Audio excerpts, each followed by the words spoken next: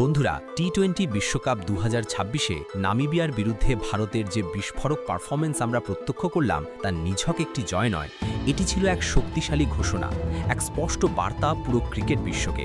দিল্লির ঐতিহাসিক অরুণ জেটলি স্টেডিয়ামে গড়ে ওঠা 209 রানের বিশাল সংগ্রহ যেন শুধু স্কোরবোর্ডেই সীমাবদ্ধ থাকেনি, তার প্রতিধ্বনি মুহূর্তের মধ্যেই সীমান্ত পেরিয়ে পৌঁছে গেছে লাহোর, করাচি ও রাওয়ালপিন্ডির ক্রিকেট মহলেও।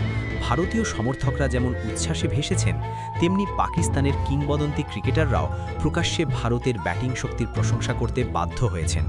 এমন পারফরম্যান্সই প্রমাণ করে এই ভারতীয় দল কেবল ম্যাচ জিততে নয়, আধিপত্য প্রতিষ্ঠা করতে মাঠে নামে। এই ম্যাচের মূল ভিত্তি গড়ে দেন ঈশান কিষান।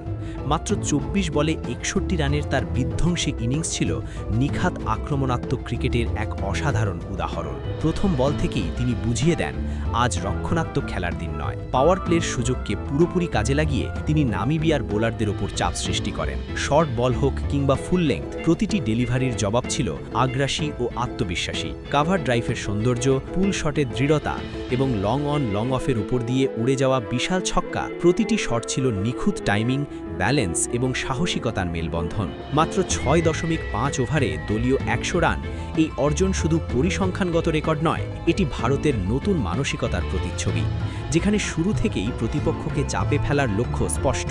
ঈশানের এই ঝড়ো সূচনা ভারতের ইনিংসকে এক শক্ত ভিত দেয়। তবে বড় স্কোর গড়ার জন্য শুধু আগ্রাসন নয়, প্রয়োজন নিয়ন্ত্রণ ও পরিণত মানসিকতা। আর ঠিক সেই ভূমিকাতেই অবতীর্ণ হন হার্দিক পান্ডিয়া। তিনি শুরুতে পরিস্থিতি পর্যবেক্ষণ করেন, পিচের আচরণ বুঝে নেন এবং তারপর ধাপে ধাপে গতি বাড়ান। তার ব্যাটিংয়ে ছিল পরিকল্পনা, ধৈর্য এবং সঠিক সময়ে আক্রমণের মিশ্রণ। 28 বলে 52 রানের ইনিংসটি কেবল দ্রুতগতির নয়, ছিল ম্যাচ পরিস্থিতির সঙ্গে সম্পূর্ণ সামঞ্জস্যপূর্ণ। যখন মনে হচ্ছিল নামিবিয়া কিছুটা ঘুরে দাঁড়াতে পারে, ঠিক তখনই হার্দিক ধারাবাহিক বাউন্ডারিতে সেই সম্ভাবনা নিভিয়ে দেন। তার স্ট্রেট ড্রাইভ, ব্যাকফুট পাঞ্চ এবং ডেথ ওভারে পাওয়ার হিটিং প্রমাণ করে দেয় কেন তাকে বিশ্বের অন্যতম সেরা অলরাউন্ডারদের একজন বলা হয়। তিনি শুধু রানই করেননি, ইনিংসের গতি ধরে রেখেছেন এবং দলকে 200 রানের অনেক ওপরে নিয়ে গিয়ে কার্যত ম্যাচের ভাগ্য নির্ধারণ করে দিয়েছেন। এই দুই ইনিংসের সমন্বয়ে ম্যাচটি একতরফা রূপ নেয়। ভারতের ব্যাটিংয়ে শুরু থেকে শেষ পর্যন্ত ছিল সুস্পষ্ট কৌশল, পাওয়ার প্লেতে আক্রমণ, মাঝের ওভারে গতি ধরে রাখা এবং ডেথ ওভারে বিধ্বংসী ফিনিশিং। এটি ছিল একটি সম্পূর্ণ টিম পারফরমেন্সের প্রতিচ্ছবি, যেখানে প্রত্যেকে নিজের ভূমিকা নিখুঁতভাবে পালন করেছে। সবচেয়ে গুরুত্বপূর্ণ বিষয় হল, এই পারফরমেন্স কেবল একটি ম্যাচের জয় নয়, এটি ভারতের আত্মবিশ্বাস, গভীরতা এবং আধুনিক টি-20 মানসিকতার প্রতিফলন। দলটি এখন আর পরিস্থিতি অপেক্ষা করে না, তারা পরিস্থিতি তৈরি করে। শুরুতেই প্রতিপক্ষকে চাপে ফেলে ম্যাচের নিয়ন্ত্রণ নিজেদের হাতে তুলে নেওয়াই যেন তাদের নতুন পরিচয়। এই দাপুটে পারফরমেন্সের পর পাকিস্তানের 4 কিংবদন্তি শোয়েব আখতার, ওয়াসিম আকরাম, রমিজ রাজা এবং শাহিদ আফ্রিদি খোলাখুলিভাবে ভারতের প্রশংসা করেছেন। এটি নিছক কূটনৈতিক সৌজন্য নয়, বরং গভীর বিশ্লেষণ থেকে উঠে আসা স্বীকৃতি। প্রতিদ্বন্দ্বী দেশের সাবেক তারকারা যখন প্রকাশ্যে প্রতিপক্ষের শক্তি মেনে নেন, তখন বুঝতে হবে পারফরম্যান্সটি কতটা প্রভাব ফেলেছে এবং কতটা উচ্চমানের ছিল। শোয়েব আখতার নিজের স্বভাবসুলভ আবেগী ও সরাসরি ভঙ্গিতে বলেন, এটা ব্যাটিং নয়, এটা ধ্বংস। তার দৃষ্টিতে ঈশান কিষানের আগ্রাসী সূচনা নামিবিয়ার বোলিং পরিকল্পনাকে শুরুতেই ভেঙে দেয়। পাওয়ার প্লেতে ভারতের নির্ভীক মানসিকতা, প্রথম বল থেকেই আক্রমণ, বোলারদের লাইন লেংথ নষ্ট করে দেওয়া এবং ফিল্ডিং সেটআপ বদলাতে বাধ্য করা, এসবকেই তিনি আধুনিক টি-20-র প্রকৃত দর্শন হিসেবে তুলে ধরেন। তার মতে, এমন সূচনা প্রতিপক্ষকে শুধু রান বোর্ডেই নয়, মানসিক দিক থেকেও পিছিয়ে দেয়। ওয়াসিম আকরাম বিষয়টি বিশ্লেষণ করেন কারিগরি ও কৌশলগত দৃষ্টিকোণ থেকে। হার্দিক পান্ডিয়ার ব্যাট সুইং, শরীরের ভারসাম্য এবং শট নির্বাচনের পরিণত মানসিকতার প্রশংসা করে তিনি বলেন, হার্দিকের শক্তি কেবল পাওয়ার হিটিংয়ে নয়, বরং ম্যাচের পরিস্থিতি বোঝার ক্ষমতায়। ইনিংস গড়ে তোলা, তারপর শেষ দিকে গতি বাড়ানো, এই রূপান্তরই তাকে কার্যকর ফিনিশার করে তোলে। ঈশান সম্পর্কে তার মন্তব্য, প্রথম বল থেকেই আক্রমণ করার আত্মবিশ্বাস ও মানসিক প্রস্তুতি তাকে আলাদা উচ্চতায় নিয়ে গেছে। পাশাপাশি ভারতের ব্যাটিং লাইনআপের গভীরতা এবং উচ্চমানের প্রতিযোগিতামূলক লিগে নিয়মিত খেলার অভিজ্ঞতাকেও তিনি বড় শক্তি হিসেবে উল্লেখ করেন।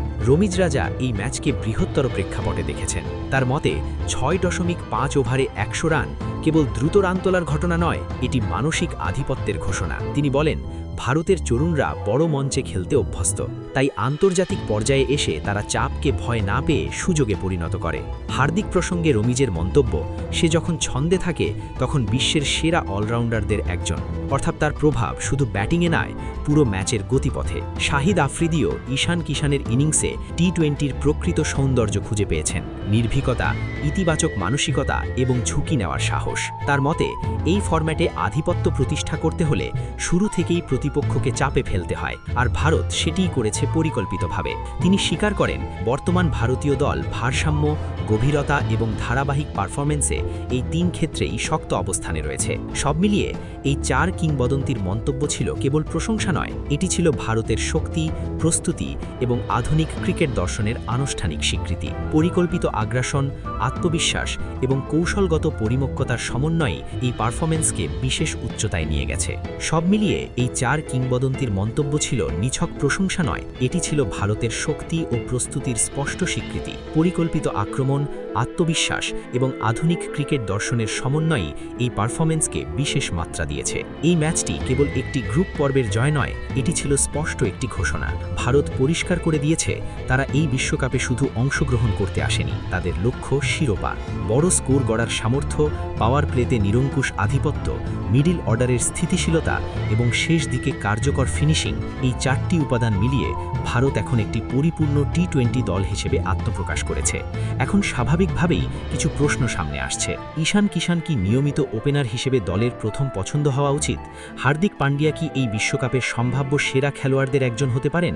আপনার বিশ্লেষণ ও মতামত আমাদের কাছে গুরুত্বপূর্ণ, কমেন্টে জানাতে ভুলবেন না।